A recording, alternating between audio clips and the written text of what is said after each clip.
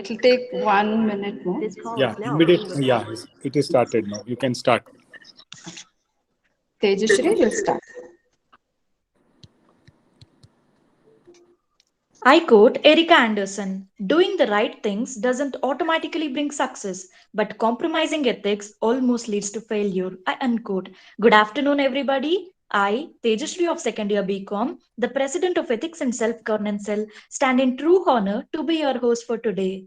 The Ethics and Self-Governance Cell of SSMRV was initiated in the year 2016 with the view to build a powerful generation with honest, non-fundamentalist, patriotic, liberal and scientific attitude with strong ethical values. Our club now connects students, professionals and distinguished personalities on a virtual platform for intercultural interactions and interdisciplinary discussions on development of moral and ethics of an individual. We have conducted sessions on personal ethics, business ethics, critical thinking, seminars on emotional health and spirituality, and many more that suggest ways and means to improve the quality of life, concentrating on physical, mental, and spiritual enhancements. The Ethics and Self Governance Cell of SSMRV primarily aims to provide an environment where students can learn to accept different opinions and think critically about how they can be better citizens. Although ethical behavior is paramount in every industry, sometimes it takes a scandal to realize just how important ethics can be. Therefore, we, the Ethics Club, work to prevent such circumstances in the future and educate students about the importance of ethical business operation for their prospect careers and business. This afternoon, the Ethics and Self Governance Cell of SSMRV College, under the guidance of our beloved principal, Dr. S. Anil Kumar Sir, and the club's coordinator, Dr. Shalini Ma'am, has organized a student enrichment webinar in association with Disha Bharat, Bengaluru. Disha Bharat is an NGO working in the field of value education since 2005. Various activity based workshops are conducted for students, faculty, and parents on the theme Know Yourself, Know Your Country, Know Your Culture. In the last 16 years, Disha Bharat has reached over 4 lakh students through its workshops. My Bharat, an online youth campaign to imbue patriotism, was organized by Disha Bharat in August 2020 to commemorate Indian independence. This campaign reached over 15 lakh people on their media pages. As a part of My Bharat Online Youth Campaign 2021, Disha Bharat has organized Swarajya at 75 sessions to rekindle the spirit of patriotism and inspire the youth to understand the glories of the past, realities of the present, and their role in building the future of this nation. On the eve of 75th year of Indian independence, let us all unite and work towards making Bharat the Vishwaguru. We have amidst us Shri Siddharth Pai today, who shall ignite patriotism in the young minds. Hereby, I request Suchita Vijay of second year BCom to extend a hearty welcome to all the participants. Over to Suchita. Thank you, Tejashri. Am I audible? Yes, you are. Independence Day is a very important day to enjoy the spirit of freedom and at the same time a very important day to keep the patriotism alive. This day teaches us about the power of unity and brotherhood among Indians. Today is the day we pay tribute to all Indians who went through lens of struggle and brought us freedom. Good afternoon, everyone present here. I am Suchita Vijay from 2nd BCom E section. It gives me immense pleasure to welcome you all to this 2-day webinar conducted by Ethics and Governance Club SSMRV College in association with Disha Bharat. Disha Bharat aims at providing value education and inculcates values among students through unique initiatives such as today's. Today's webinar has aimed to rekindle and ignite patriotism in students on the eve of 75th Independence Day. I'd like to extend my hearty welcome to the Honorable Speaker for the day, Shri Siddharth Pai Sir. Welcome, sir. Thank you. I'd like to welcome the Principal, SSMRV College, Dr. S. Anil Kumar Sir, for taking time off of his busy schedule to be present here among us. Welcome, sir. Thank you, Suchita. I'd like to welcome Shalini Ma'am, the convener of Ethics and Governance Club, who gave structure to this entire event. And also thank you, ma'am, for giving me this opportunity to welcome. Thank you. I'd like to welcome the HOD of BCom, the HOD of BBA, BCA, MCom, and all the teachers. Welcome all students and participants.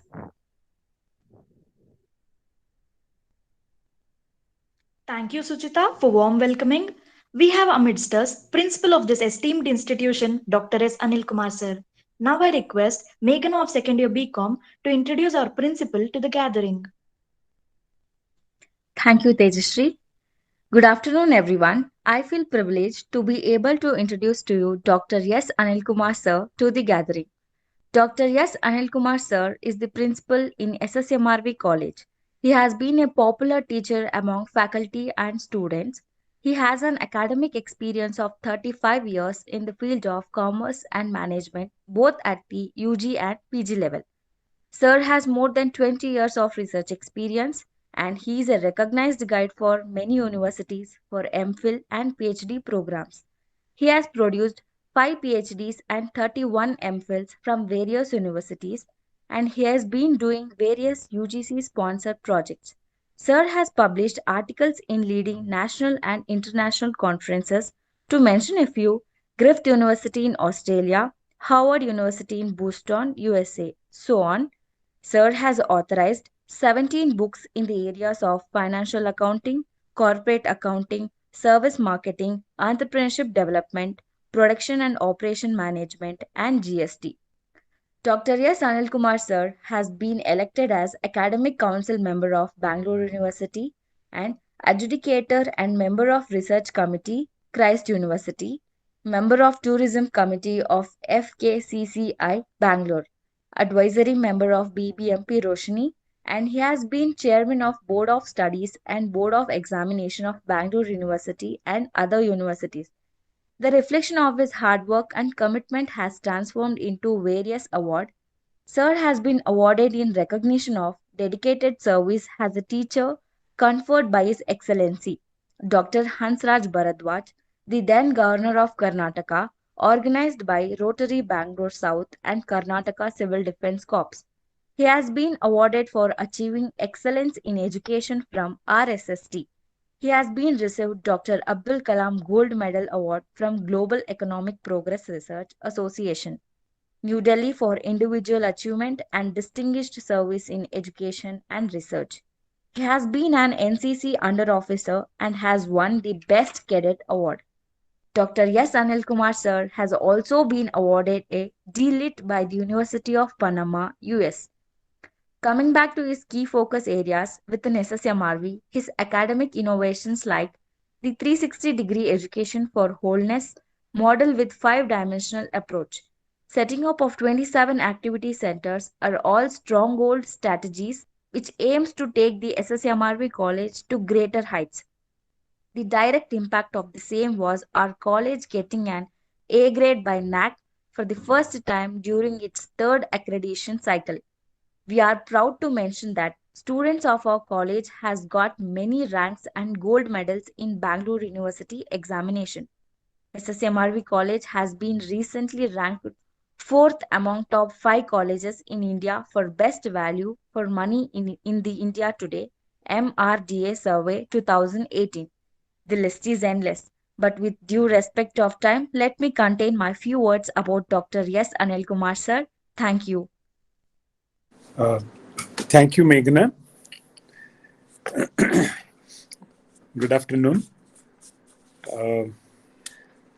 The Ethics and Self-Governance Center of SSMRV College has organized on the occasion of 75th year of independence a 2-day webinar on Swaraj at 75 in association with Disha Bharat.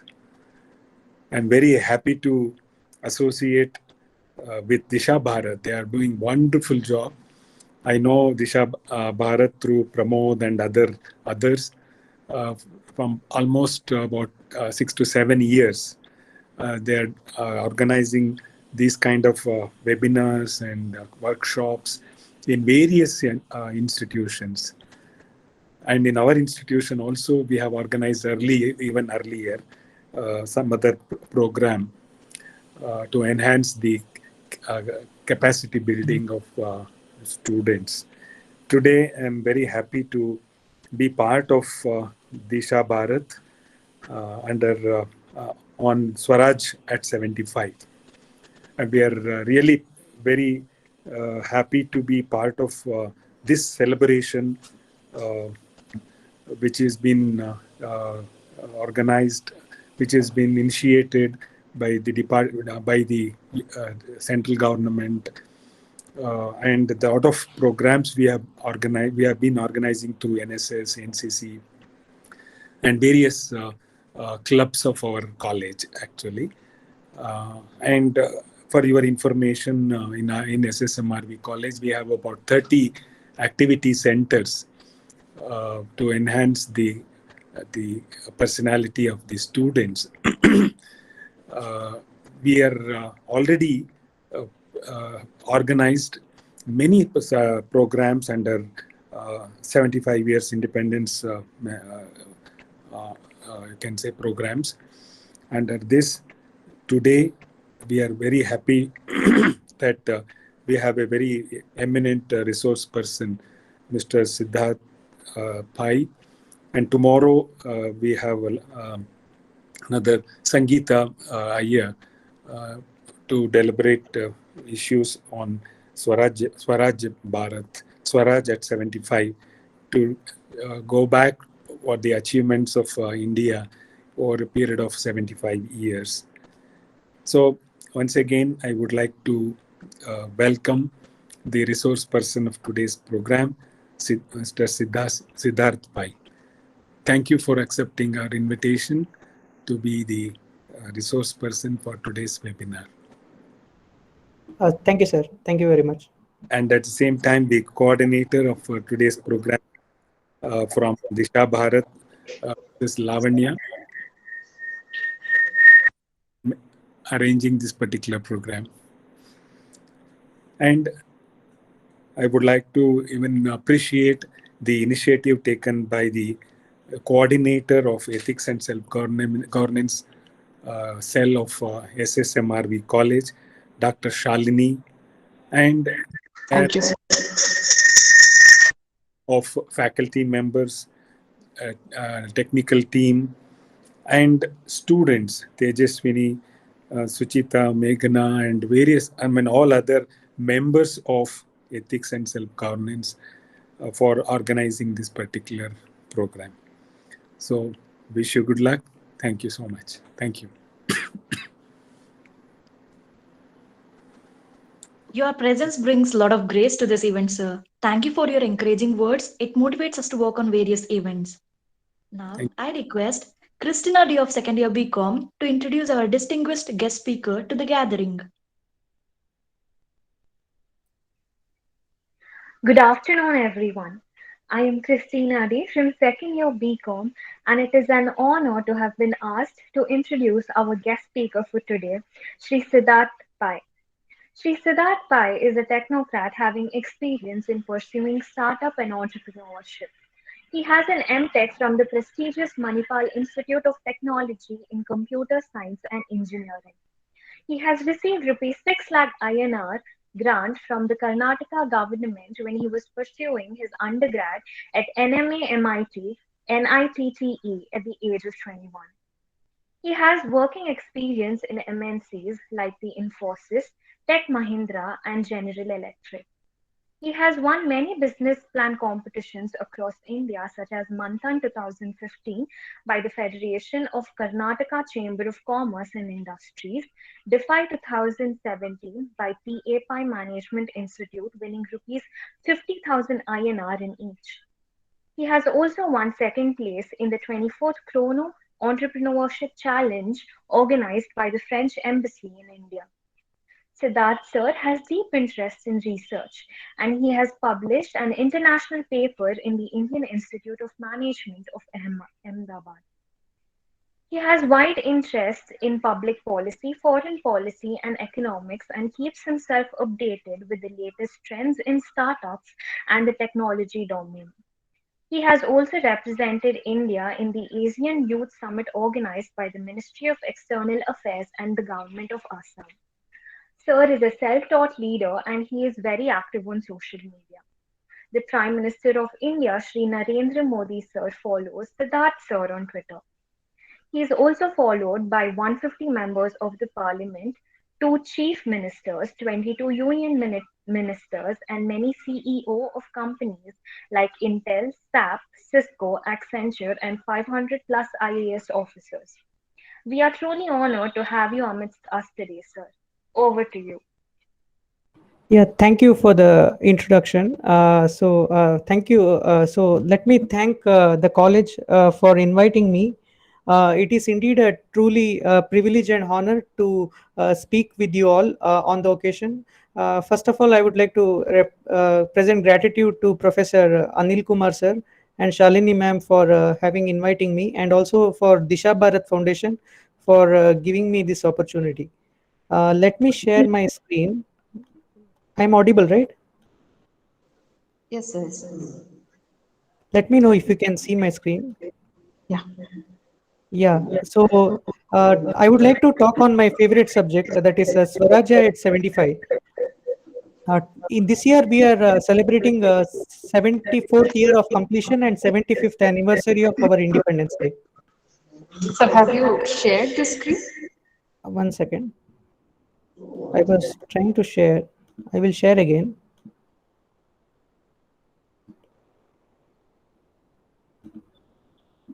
Let me know if you can see my screen. No, sir. Now, yes, yes. Okay, so I was telling that this year we are celebrating our 75th anniversary of independence. So it is all a proud moment for us all for celebrating that 74 years of independence.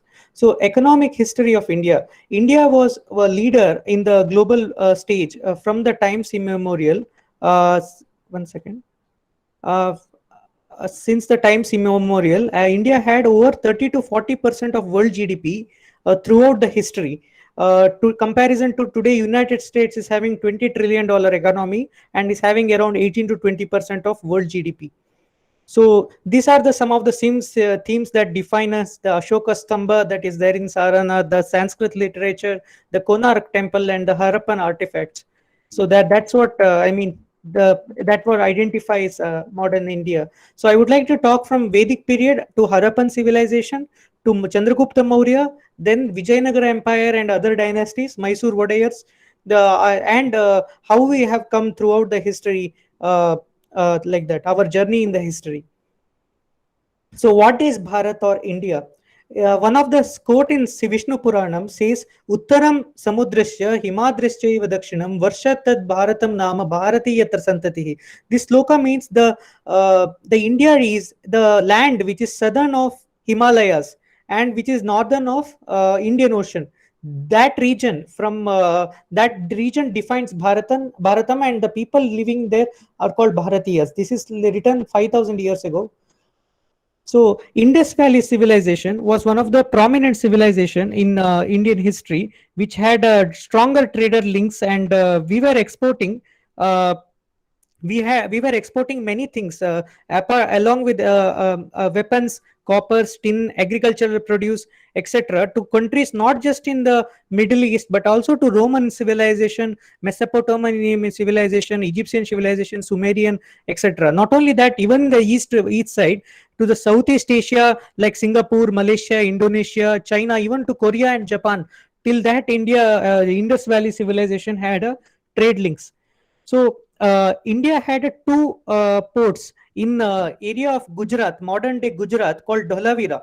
The near Dholavira and Lothal. These are the archaeological site in the modern Gujarat, where India have where they were now also you can see the dry docks artifacts. So we were exporting in this route through land. We were going from modern day Pakistan, Afghanistan to Central Asia, then to Europe, and from here we were sailing from Kutch towards Iran, and then Gulf of Oman, and from here we were going to Middle East and then to Europe. So this was the trade routes of Indian Indus Valley civilization. So Indians were exporting all the goods.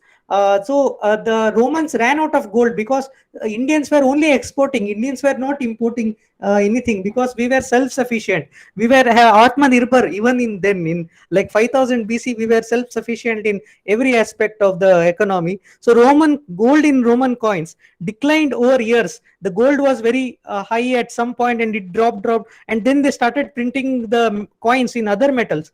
So because of the depreciation in the currency, now you can know, right, the dollar was 40 rupees in 2007, now it's 74. That way the Roman currency declined because of the Indian exports to them.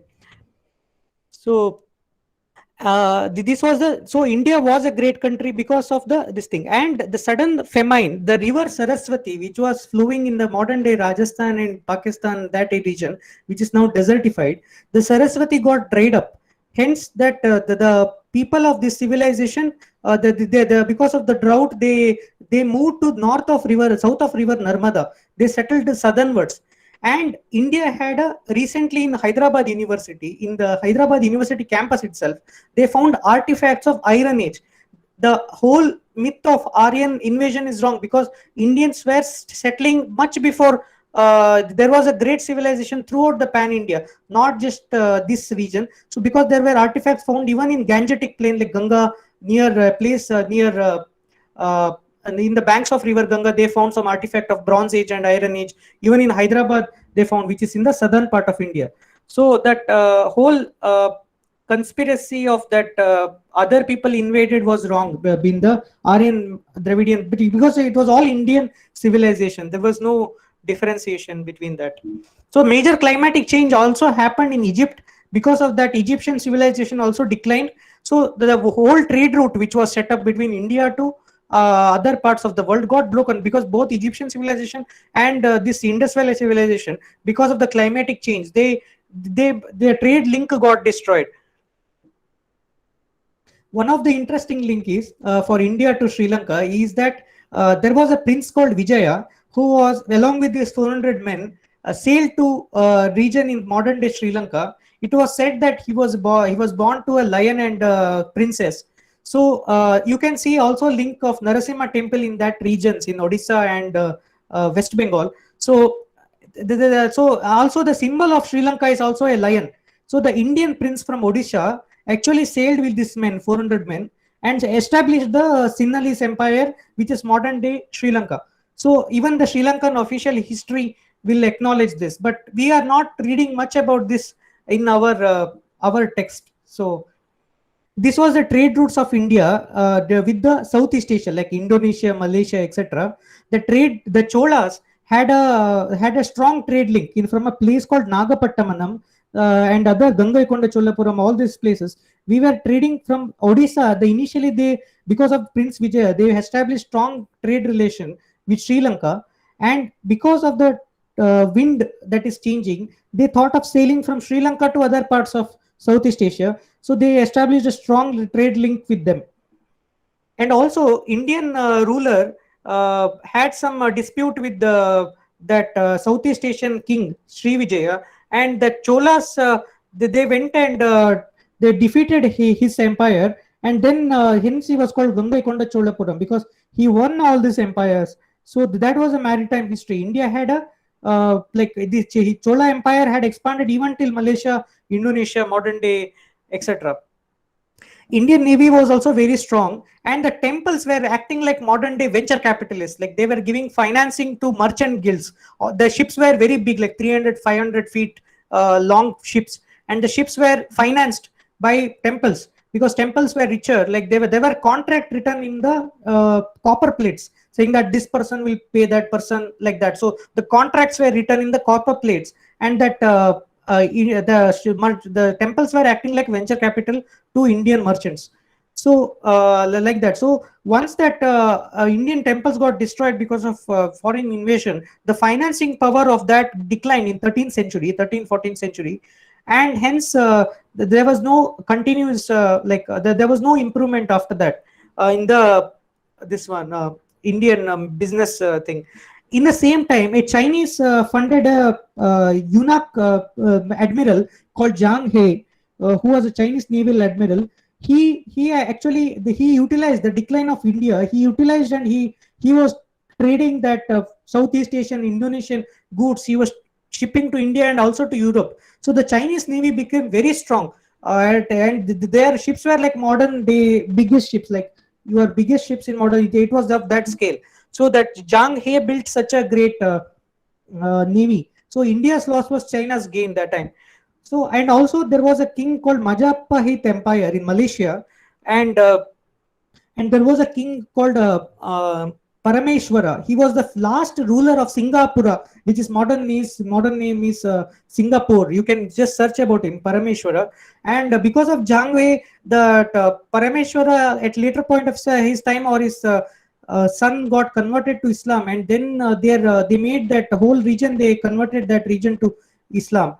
But also, if you can see this here from the so Odisha, there is a festival called Kartik Purnima. In that, women and children will float the boat, small boat, like toy boat. On top of it, they keep a lamp. So that signifies the direction of the wind. That was the time when people were sailing from Odisha to Sri Lanka and Sri Lanka too, so that they can know the direction in which wind which was flowing. Earlier, there was no engine, right? So they were going on the wind, based on wind the ships was sailing. So that was the direction of wind that was blowing, they were determining. Even in today, that parts of Cuttack, they call it Bali Yatra. That Bali is a place in Indonesia, so they call it Bali Yatra for that Kartik Purnima. So that on that day they will travel. So the travel link was always there to Southeast Asia. Another thing is, after that, after some time, there was some dispute between Yunak tribe and Chinese Confucius. So they stopped funding Chinese Zhang He Navy. So the Chinese Navy also declined within 100 years. Like within 14th century, Chinese Navy also declined. Because of the Ottoman Turks occupied Constantinople, there was a disconnect between India and Europe. So this if you see, here Ottoman Turks occupied the Constantinople, which is now called Turkish Istanbul. So they occupied this Istanbul, and then this trade link from India to Europe got cut. So the Chinese also declined, and Indians also declined in navy. So Portuguese, which is a small naval power in the Europe, they capitalized this, and they were very violent, and their atrocities you can and they were very violent. Even on they were blowing ships of other people. But the interesting thing is, one of the ruler from the lady ruler, Queen Abbaka, she defeated Portuguese in Mangalore, which is in my part of Udupi, Mangalore, near a place called Ullala. She defeated, and her 2-3 generation defeated Rani Abbaka defeated Portuguese in a place called Mangalore in the 14th century. Coming to religious tolerance, India had world's second oldest mosque, which was built in 6th century in the Cheriman Mosque in Kerala, which is world's second oldest mosque, which was built in the times when Prophet Muhammad was living. So it was such a old mosque that India had. And also in the same place, near a place called Cochin, India had the oldest church, continuous Christian community in the oldest, like after Syrian community got destroyed because of the ISIS. This is the oldest Christian community in the world, built in 52 AD. So, and also there is a Jewish settlement also in the same place, which is also world's oldest Jewish settlement. So India was always a religiously tolerant country throughout the history. So another interesting thing is, there was a trader called Kaundinya, who was a trader from India. He was a Brahmin, and he was shipping his he was trading that his goods from India to Southeast Asia. And Kaundinya fell in love with the woman called Soma. She was called a Naga prince. Earlier, they were calling that people of Southeast Asia as Nagas, because they thought maybe because of some this thing, they used to call them Nagas. So that Kaundinya fell in love with that lady, and her name was Soma, moon-faced lady, and they founded a dynasty in Vietnam called Angkor, which is also Angkor Wat, which is one of the biggest temples in the world. And also the valley in Malaysia is also called Bujang, which means Bujanga means Naga in this thing. And Cholas also built a port here. I had shown Nagapattanam, which also means that they were going to this place, Indonesia, Malaysia. So it was called Nagapattanam. So as I said, that trade and commerce in India was very strong. There was merchandise guilds, and the companies were like named like 500, 600. There were 300, 400 ships moving together while trading, and they were named like a company, like a multinational company. And India had a strong naval power, and temples were financing that naval power. And because of Indian decline, the rise of Chinese general called Jiang He and there was a Majapahit empire, and Parameshwara later fought and then made that Majapahit just to limit it to modern day Bali. And another interesting story is there was a king in Kerala. His name is Martanda Varma. He actually defeated Dutch in the 16th or 17th century. It was such a big defeat for the Dutch.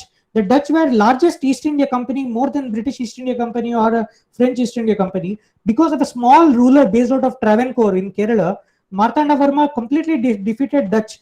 Hence, the Dutch East India Company never recovered after that. So that was the decline of Dutch Empire. Else we would have been speaking today in Dutch than English. That was the reason that because of Martanda Varma, like ruler based out of Kerala, that India had defeated that the Dutch power. And about Portuguese, I said they took the vacuum of decline in India and Chinese, and they rose to power.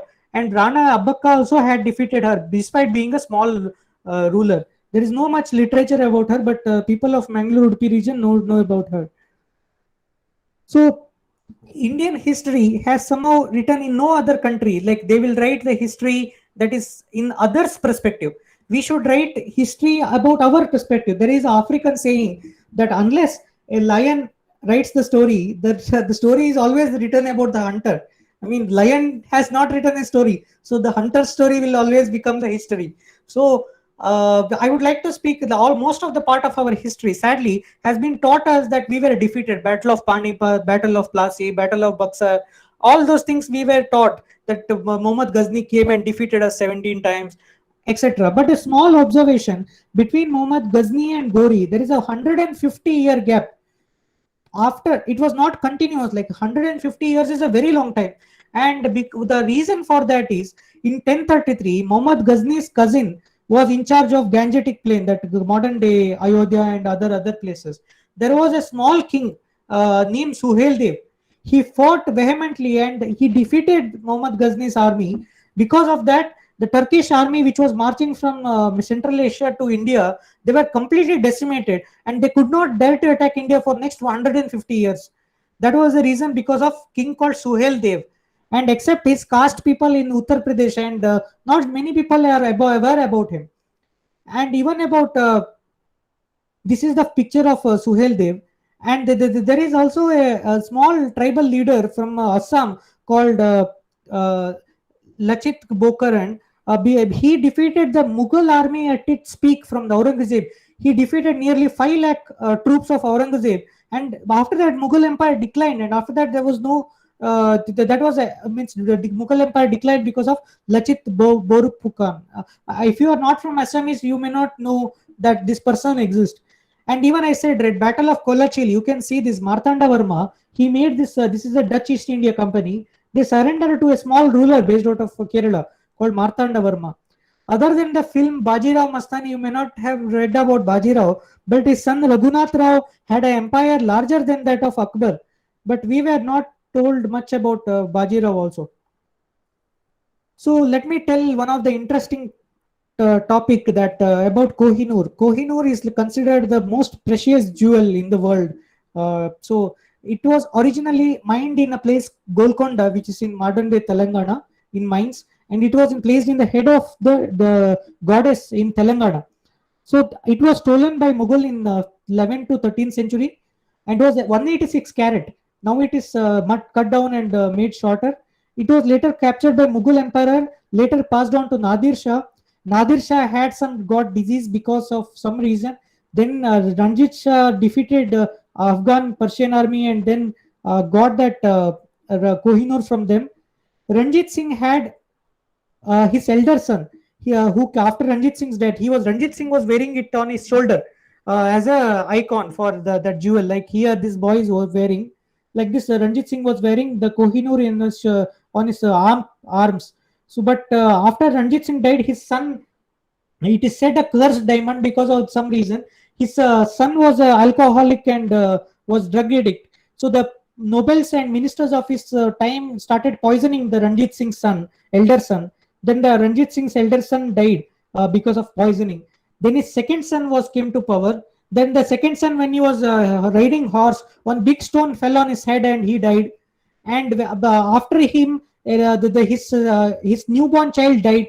Then the third brother took charge, and the third brother was testing some gun, and that gun backfired and he died. And then they made a 5-year-old boy called Dilip Singh as the crown prince of this one, that Sikh Empire in the 18th century.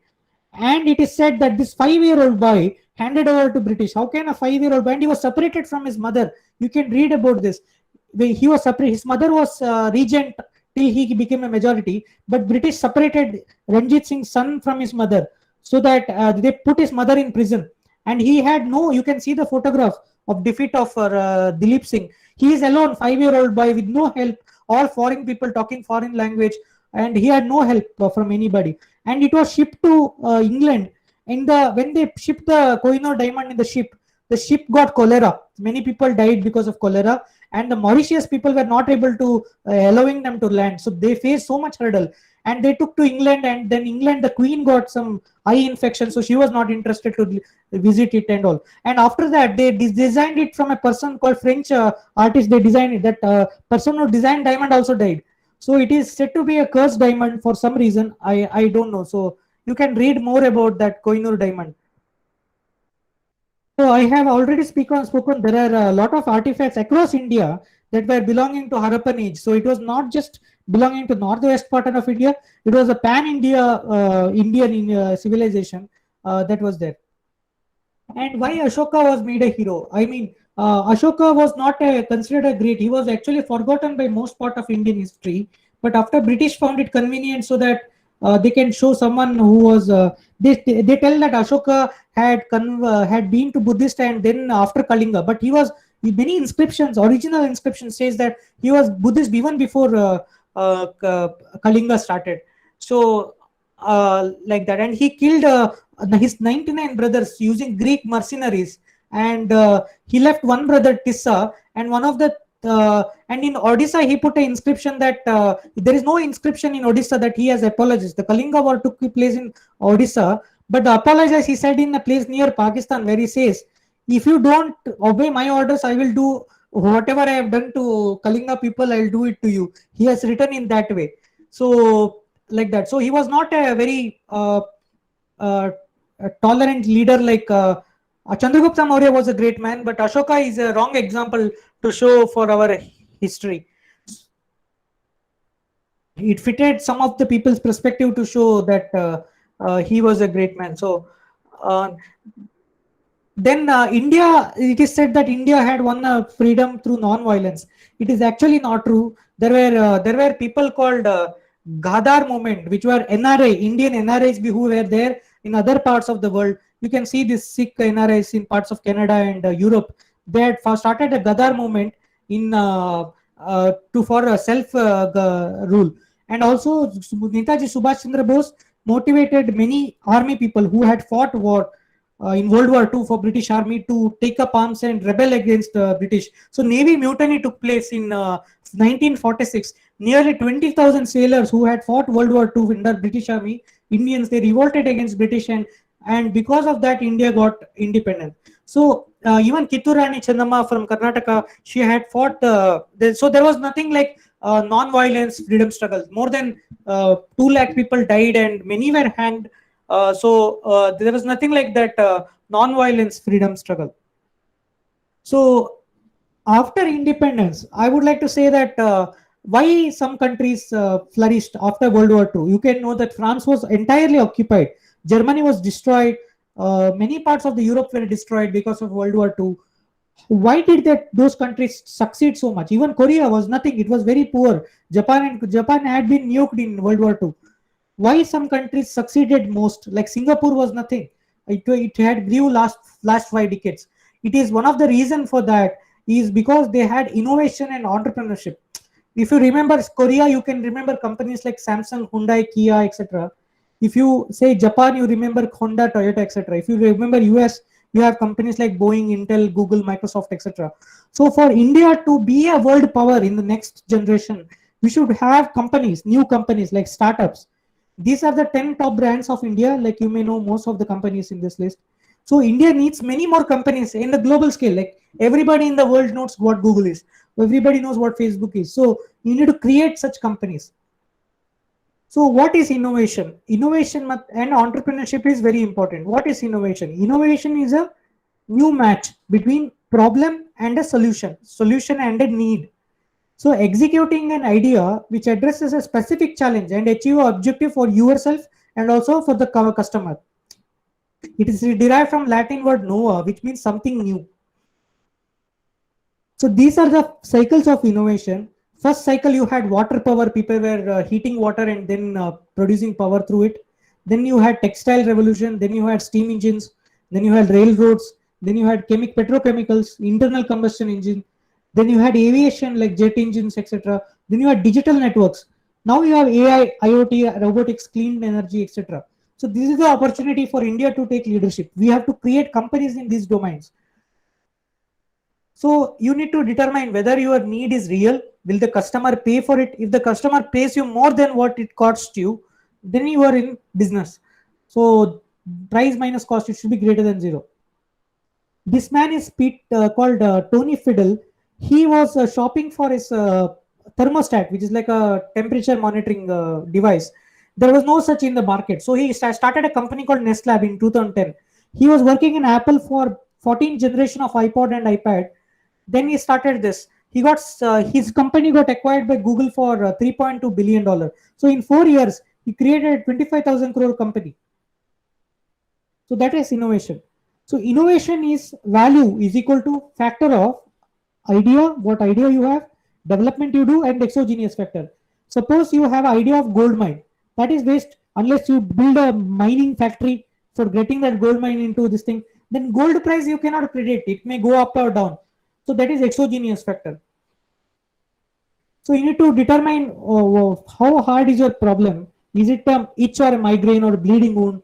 Like that. You need to determine how now creating a vaccine is a bleeding wound. Like people really need that vaccine, right? It's not a vitamin pill. It's not good to have. You need it.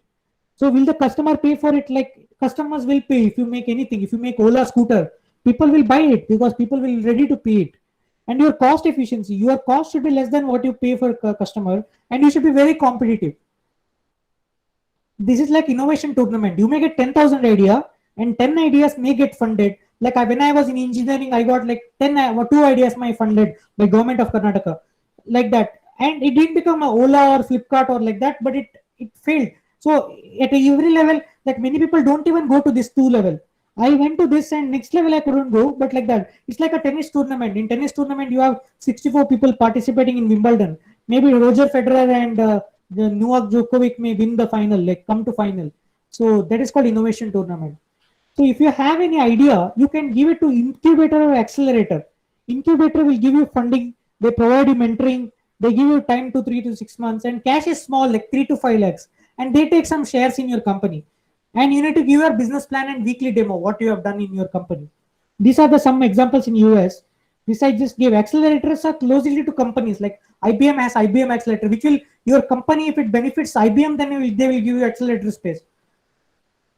So these are the opportunity for Startup India. You get 10 lakh funding from government, from any schemes, from any college, and you can form a company like proprietary LLP or private limited. And next level, you can get funding from other government grants like 20 lakh to 1 crore. Later, you can go to venture capitalist if it's above 1 crore. So this is what I had to say about this one. If you have any questions, then I can take it up. And if you have any questions or about anything, I can answer it.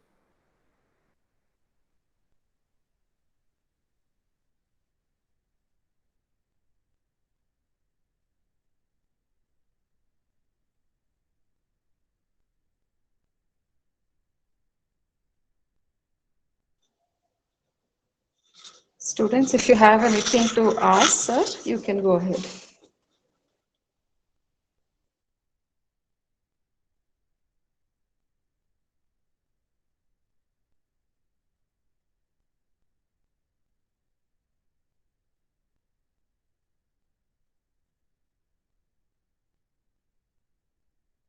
like on anything, like on history to startup to everything. I just connected two dots. Like we were great, but there is nothing saying that we were great. Like we have to be great again. So like we need to make India great again. So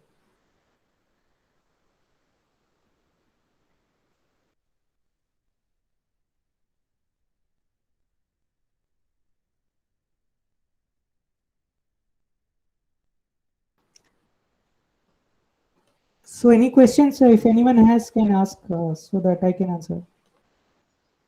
Students, anything you want to know about India, Indian history, Indian culture, you can ask. You can watch They- lectures of Sanjeev Sanyal.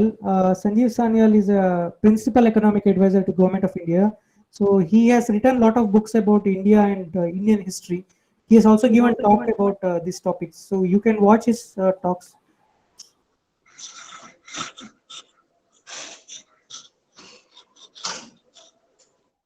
Sir, we have great history when compared to China and other countries, but why India is not so good in Olympics and all? Like they are in topmost position, but we are low. How can we Yeah, increase our placements? like uh, like for example, we are not giving enough encouragement even at school level. People say that being a software engineer is the, or some taking education is the only way forward. Co-curricular we are not encouraging generally.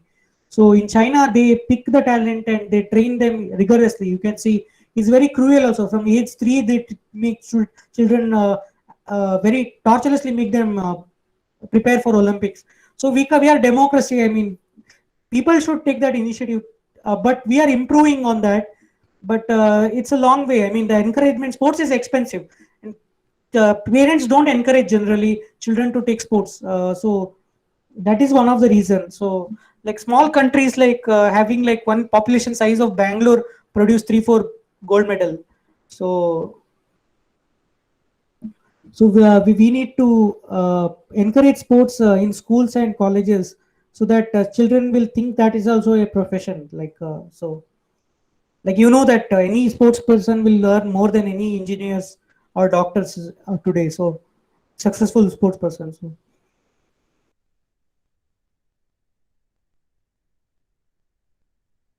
also cricket should be they should cricket the BCCI has so much money. They should also share to other sports also. So they have like very huge money. So they should also encourage other sports also.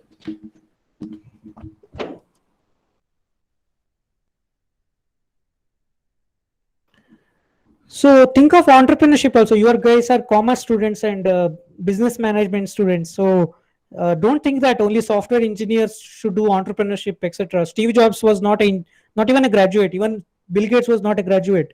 Even Mark Zuckerberg, Facebook guy, was also not graduate. So you don't have to think that whatever you had learned only that will help you. You can make friends with one software engineer. You can be a business person and make a business plan, make a investor pitch like that. So entrepreneurship is also a good opportunity, and government is funding you. I mean, they're giving you free grant to do entrepreneurship. So go to places, ask your college incubator, make friends with the engineering and other fields, and try to be an entrepreneur. I mean, entrepreneurship is a good thing. I mean, so I tried and I had a good experience. I had a attempt on it, but just saying.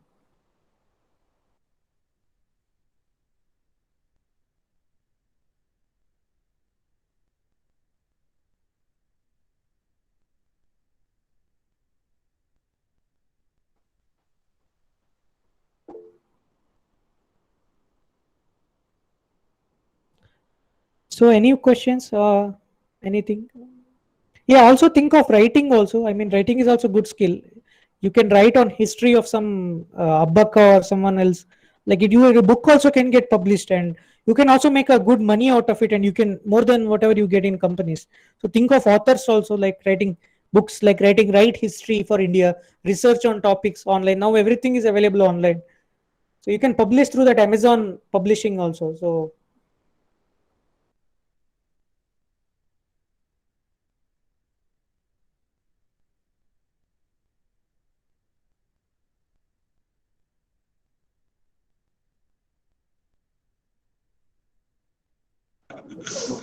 Okay, students, if you don't have anything to ask, then we'll conclude for today.